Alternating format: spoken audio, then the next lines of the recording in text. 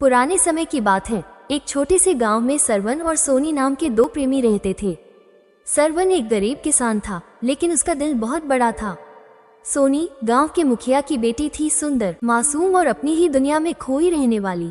दोनों एक दूसरे से बेइंतहा मोहब्बत करते थे, लेकिन उनकी जाति और समाज की बंदिशों ने उनके प्यार को पनपने नहीं दिया। सरवन और सोनी बचपन के दोस्त थे। खेतों में खेलते हुए, नदी किनारे बातें करते हुए दोनों कब एक दूसरे के बिना जी नहीं सकते, ये उन्हें खुद भी पता नहीं चला। लेकिन जब सोनी के पिता को इसका पता चला तो उन्होंने सोनी को घर में कैद कर दिया और उसकी शादी किसी अमीर जमींदार से तय कर दी। दूसरी तरफ सरवन गांव के लोगों के ताने सुनकर भी हार मानने को तैयार नहीं था। उसने सोनी को एक खत भेजा और कहा कि वो उसे लेकर बहुत दूर चला जाएगा, जहां कोई उनकी मोहब्बत के बीच नहीं आएगा। एक रात सोनी चुपके से अपने घर से निकली और गांव के पीपल के पेड़ के नीचे सरवन से मिली। उनकी आंखों में आंसू थे। सरवन ने उसका हाथ पकड़ा और कहा, सोनी, चलो इस गांव से बहुत दूर चलते हैं, जहां कोई हमें अलग ना कर सके। लेकिन सोनी अपने परिवार को छोड़ने से डर रही थी। उसने रोते हुए कहा, सरवन, मैं तुमसे बहुत प्यार करती हूँ, लेकिन मैं अपने माता पिता को नहीं छोड़ सकती। सरवन का दिल टूट गया। वो जानता था कि अगर वो सोनी को यहाँ छोड़कर गया तो वो हमेशा के लिए उसे खो देगा। लेकिन किस्मत को कुछ और ही मंजूर था। इस मुलाकात के दौरान किसी ने उन्हें देख लिया और यह खबर सोनी के पिता तक पहुंची। गुस्से में उन्होंने गांव वालों को इकट्ठा किया और सरवन को सबके सामने बुलाया। गांव के पंचायत चौपाल में सरवन को खड़ा कर दिया गया। सोनी भी वहां थी, लेकिन उसकी आंखों में बेबसी और डर था। मुखिया ने गुस्से से कहा, एक गरीब लड़के की हिम्मत कैसे हुई मेरी बेटी से प्यार करने की। इसके बाद गांव के कुछ लोगों ने सरवन को बेरहमी से पीटना शुरू कर दिया। सोनी चीखती रही, गिड़गिड़ाती रही, लेकिन किसी ने उसकी एक न सुनी। अंत में सरवन की सांसें वहीं टूट गईं। सोनी यह सब देखकर अंदर से टूट चुकी थी।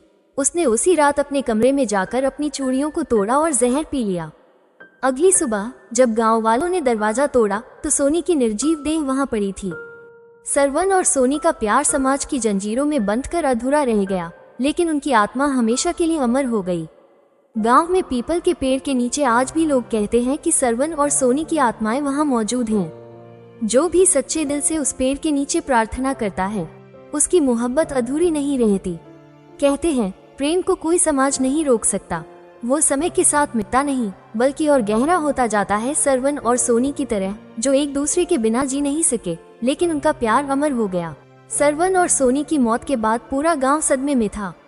मुखिया ने अपनी बेटी को खो दिया और गांव वालों को एहसास हुआ कि उन्होंने एक निर्दोष प्रेमी की हत्या कर दी। लेकिन समय किसी के लिए नहीं रुकता। धीरे धीरे लोग अपने कामों में लग गए, पर वो पीपल का पेड़ अब भी उनकी यादों को ताज़ा रखता था। एक नया रहस्य। कुछ सालों बाद गांव में अजीब घटनाएं होने लगी। कई लोगों ने बताया कि उन्होंने आधी रात को पीपल के पेड़ के पास एक परछाई को रोते हुए देखा। कुछ चरवाहों का कहना था कि उन्होंने किसी लड़की की सिसकियों की आवाज सुनी और एक युवक की दर्द भरी पुकार हवा में गूंजती थी। सोनी की छोटी बहन का फैसला। सोनी की छोटी बहन रूपा, जो उस वक्त बहुत छोटी थी, अब बड़ी हो चुकी थी। वो जानना चाहती थी कि उसकी बहन के साथ क्या हुआ था।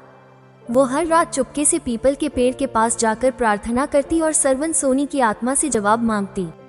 एक रात उसे एक सपना आया। उसने देखा कि सोनी और सरवन एक दूसरे को पकड़ने की कोशिश कर रहे हैं, लेकिन हर बार कोई अदृश्य दीवार उन्हें अलग कर देती है। रूपा समझ गई कि उनकी आत्माएं अब भी इस दुनिया में भटक रही हैं। रूपा ने गांव के बुजुर्गों से इस बारे में बात की और उन्होंने कहा कि यदि सरवन और सोनी की आत्माओं का विधिपूर्वक अंतिम संस्कार किया जाए और उनकी याद में प्रेम का सम्मान किया जाए, तो शायद उनकी आत्मा को शांति मिल सके। गांव वालों ने पहली बार अपनी गलती स्वीकार की और पीपल के पेड़ के नीचे एक मंदिर बनाया, जहां हर साल प्रेमी जोड़े आकर सरवन और सोनी की आत्मा को श्रद्धांजलि देते। कहा जाता है कि उस दिन के बाद से वहां किसी को भी कोई परछाई या रोने की आवाज सुनाई नहीं दी। सरवन और सोनी की मोहब्बत अधूरी थी, लेकिन उनकी कहानी हमेशा के लिए अमर हो गई।